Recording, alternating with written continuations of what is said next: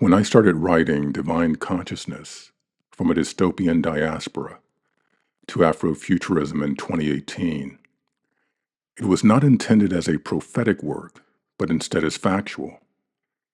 After all, my legal education and training required laying a proper foundation and building a case based on facts, relying on clear and convincing evidence rather than making assumptions. Some of you viewing this now experienced the civil rights or freedom movement under Alabama Governor George Wallace when the U.S. president was Lyndon B. Johnson, who, by the way, signed the 1964 Civil Rights Bill into law. Black people often encountered beatings by any white mob, not just the cops, water hoses, dog attacks, and lynchings by various methods.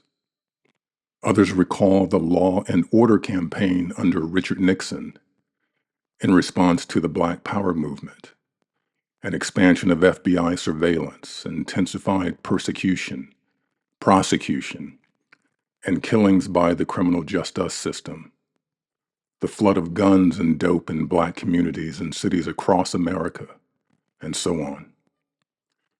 Then I hope you recall 3 strikes, specifically the Violent Crime Control and Law Enforcement Act of 1994 under Bill Clinton, which Joe Biden, as chairman of the Senate Judiciary Committee, largely wrote and shepherded through the legislative process, which caused the incarceration of Black people at a rate surpassing our enslavement 400 years ago.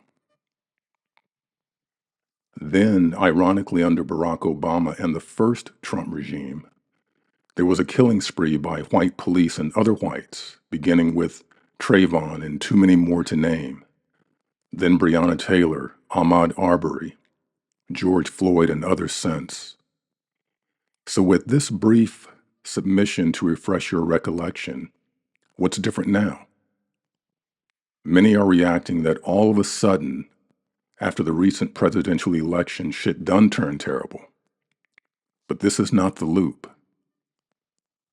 These are just a few of the simulations or programs within the construct that precede the loop that I am talking about here.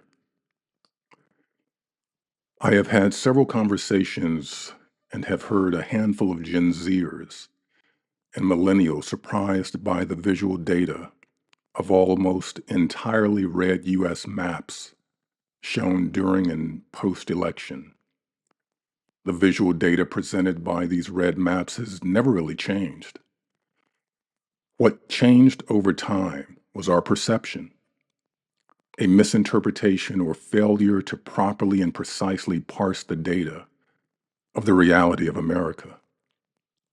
It is no longer a virtual reality in which we live. Many, if not most, probably are unaware that during Obama's presidency in 2012, 50 states submitted petitions to secede from the United States.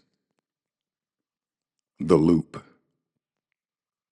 Vice President Andrew Johnson, who in 1865 became the 17th president after the assassination of Abraham Lincoln, in the same year sought to reconstruct the former Confederate states while Congress was not in session. He pardoned all who would take an oath of allegiance, but required leaders and men of wealth to obtain special presidential pardons. Note the following excerpt from my book, Divine Consciousness, from a Dystopian Diaspora to Afrofuturism. Johnson implemented his plan of Reconstruction that gave the South a free hand in regulating the transition from slavery to freedom, and offered no role to Black people in the politics of the South.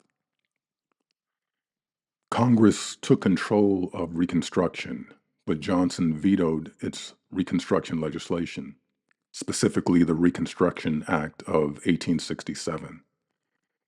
Congress, however, overrode his vetoes. The battle with Johnson in 1868 ultimately led to his impeachment by the House. the first impeachment of a president in U.S. history.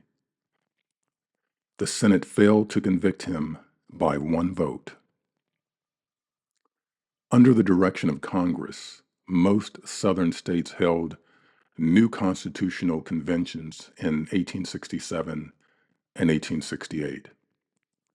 The U.S. Congress shut down the civilian government in South Carolina in 1867, put the Army in charge, gave free black people, also known as freedmen, the vote, and prevented ex-Confederates from holding office. This time, the freedmen voted and participated. The resulting new state constitutions guaranteed the right of black adult males to vote and run for public office. For the first time, some blacks won elections to Southern state legislatures and the U.S. Congress. Reconstruction's promise would produce record numbers of black elected officials, fueled by a massive turnout of black male voters, black-owned businesses and schools, and homeownership, particularly in South Carolina. Reconstruction's promise also meant each Southern state would be readmitted to the Union after 10% of its voting population had pledged future loyalty to the U.S., a transformation of Southern society, and enactment of progressive legislation favoring the rights of freedmen. Reconstruction was a brief but hopeful and inspiring period that could have easily been considered a black utopia compared to being enslaved a few years earlier. Sure, you had sharecropping, forced and other indentured servitude, but you also had black folk attending black schools, teaching, working, and thriving. A period of black excellence, if you will. But when Reconstruction ended in 1877, thousands of black lives were destroyed, since the North lost interest in helping Southern black people. Other factors contributed to the destruction of Reconstruction. Such factors included an economic downturn in the U.S., a more conservative consensus within the nation, a general feeling in the country that Reconstruction had failed, growing respectability for racist attitudes, and the resurgence of the Democratic Party, the Dixiecrats they are often called, which was the conservative party then until 1932 when Franklin D. Roosevelt was elected president. These racist attitudes and resentments never left. They were inculcated. And the black people then are still the black people now, but also Latinos, Asians, other people of color, immigrants, and others that whites in the South, Rust Belt, blue-collar states, and most elsewhere in America, all the red in the maps, believe that we have somehow taken away something from them instead of the oligarchs of America who will take even more this time. I was motivated to upload this content after sifting through the enormous amount of post-election fear-mongering on social media, deciding to watch a segment on MSNBC that featured 6 black people, including the hosts Trymaine Lee and Charles Coleman Jr., Simone D. Sanders Townsend, the president and counsel of the NAACP Legal Defense Fund, and others I cannot recall. During this segment, which was approximately 24 minutes, I heard Miss Sanders Townsend mention the term dystopian at least 5 times. I looked at my wife and said, "Interesting. Now suddenly we think we are in a dystopian state." And then on one of the shows on Urban View on SiriusXM, a guest host actually apologized for referring to the current situation as dystopian. About a week later, I heard that the actress Eva Longoria decided to move from California, splitting time between Mexico and Spain, citing, among other things, America becoming dystopian. This is not a coincidence. When you read my book, Divine Consciousness from a Dystopian Diaspora to Afrofuturism, or listen to it soon as I am now working on the audiobook, you will read about many other loops and programs. Understand that we have been in this dystopian construct for a long time and discover how we escape this dystopian nightmare.